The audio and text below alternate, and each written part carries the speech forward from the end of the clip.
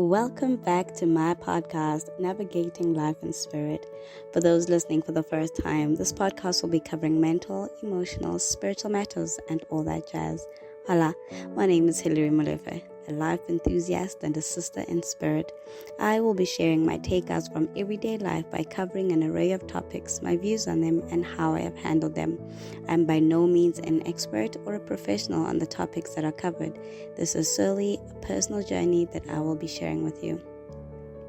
In every lifetime, we have seasons that we go through.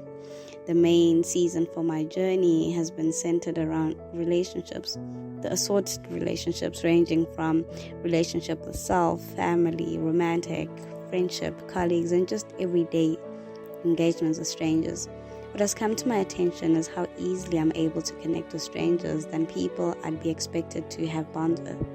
I think that's easier because I suppose there are no expectations, no obligations. In most cases, there are once-offs, so there's little to no need for a deeper attachment.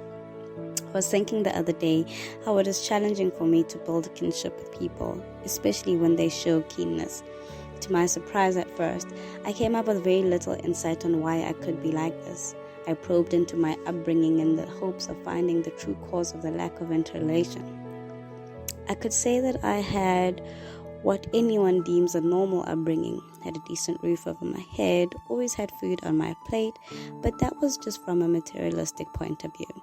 Sure, there were moments of not being exposed to certain ways of life or luxury, but growing up where I grew up, what I had was more than sufficient. What I have come to the realization is the role that self-awareness plays in relationships. The fact that one can't just flow through life but needs to investigate meanings, ways of doing things, ways of speaking, listening, just everything really. You become so aware of how things interact with you when you them. What was something of little importance becomes something of substance.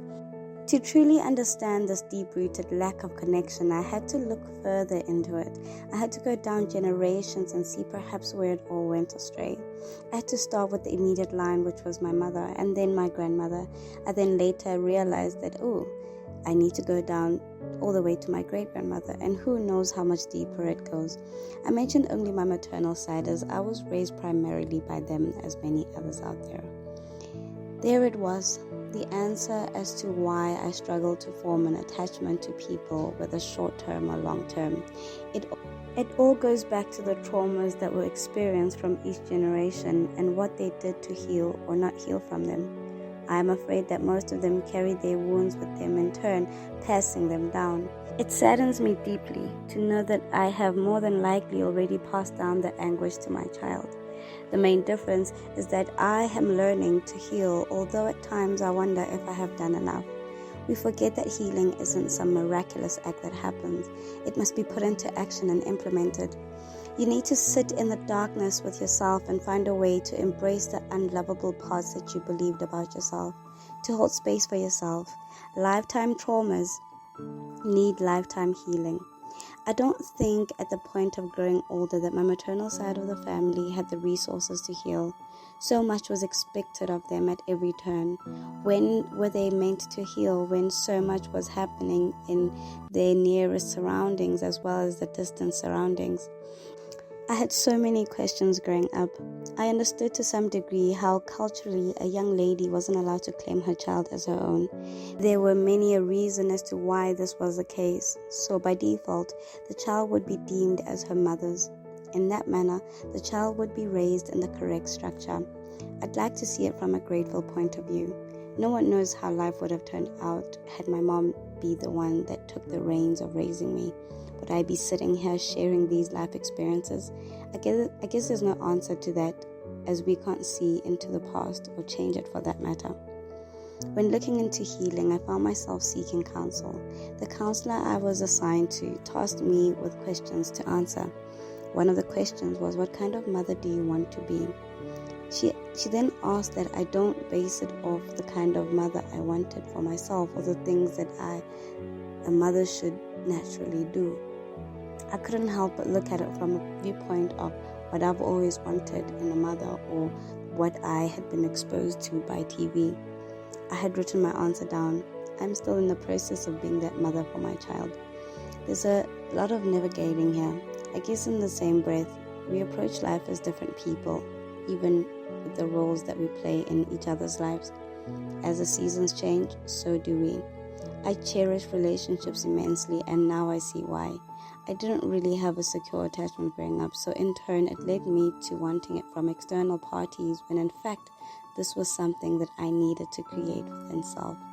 To this day, I carry a resentment towards my maternal side of the family, something that I need to come to terms with and heal from, especially because I am a mother now and I always try to make the best decision for my child. So I need to believe all that was done was in my best interest and not to harm me in any way. I wonder at times how my mother viewed life and what it meant for her. When I look back, she was oftentimes hard to read, but ironically had the most boisterous laugh you've ever heard. Was that a mask?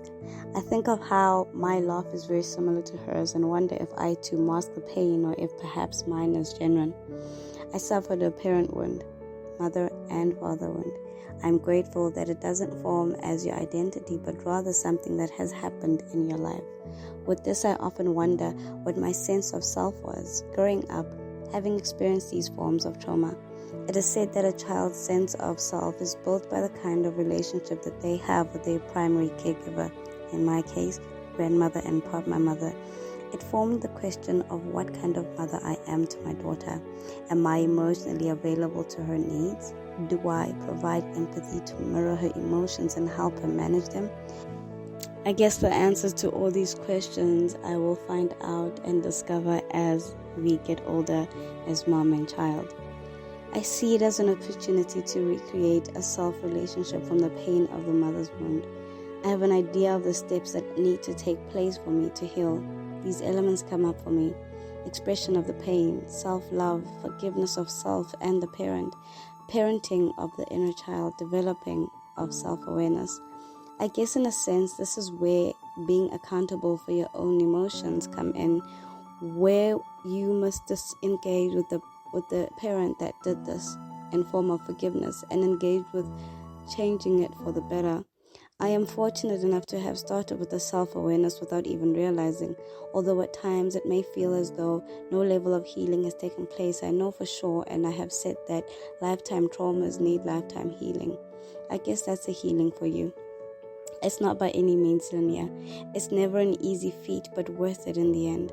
So deep dive I go into further healing myself, not just for me, but for the generations to come. I can control what I pass down to my child at this current stage, and I forgive myself for the trauma that has already been passed to her. There is no way I will let the mother wound continue to flow into the next generation without trying to make it better. So in closing, I implore you to look at the relationships that you have with the people around you. Start where you can, which is within, to heal all the traumas that may have been passed down. This I know to be true, and that is one way or the other. We have traumas that need healing, and we are blessed to have resources to change that. Alchemize the pain that you've been through. It will only make it a better place to be in for yourself as well as for those around you. I love you so much, and I send you all the healing energies your way. I send you all the love that you require to start your healing journey.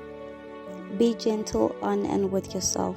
Remember, what you get in the end is worth more than the pain and darkness you endure. Take care of and for yourself. Hi, Bekhan.